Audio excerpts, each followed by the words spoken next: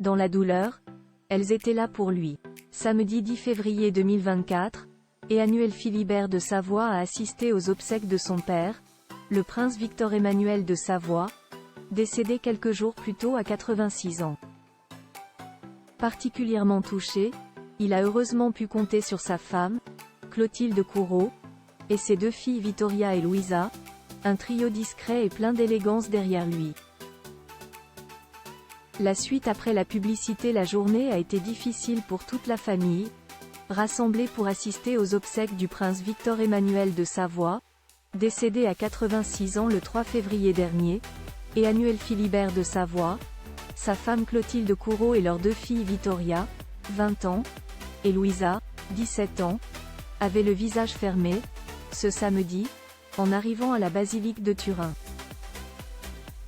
Affecté par la mort du patriarche du clan, dont la personnalité controversée avait souvent été critiquée dans les médias, le couple et les deux jeunes filles ont pourtant tenu leur rôle jusqu'au bout, avec beaucoup de dignité. Il faut dire que Vittoria et Louisa, très proches de leur grand-père et qui assistaient pour la première fois à une cérémonie de cette importance, avaient un modèle sur lequel s'appuyer, leur mère Clotilde Courreau, particulièrement élégante dans son manteau gris foncé, et qui a joué un rôle central.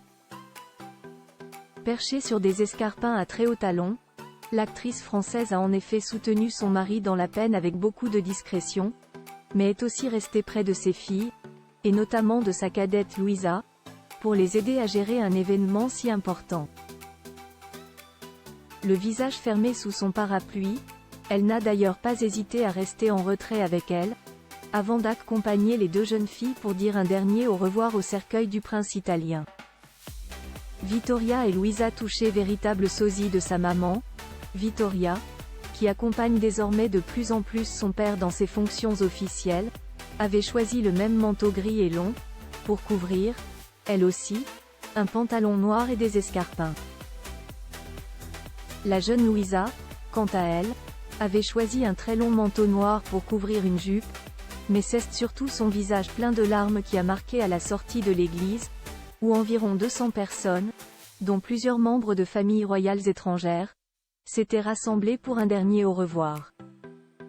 La famille a ensuite assisté à l'inhumation privée du cercueil à quelques kilomètres de Turin, où la majorité des membres de la branche de Savoie sont enterrés. Et va pouvoir désormais reprendre sa vie. Vittoria, comme Clotilde Courreau, vit à Paris, Louisa est pensionnaire à Oxford et Emmanuel Philibert de Savoie vit entre Monaco, Los Angeles et Paris pour gérer toutes ses affaires.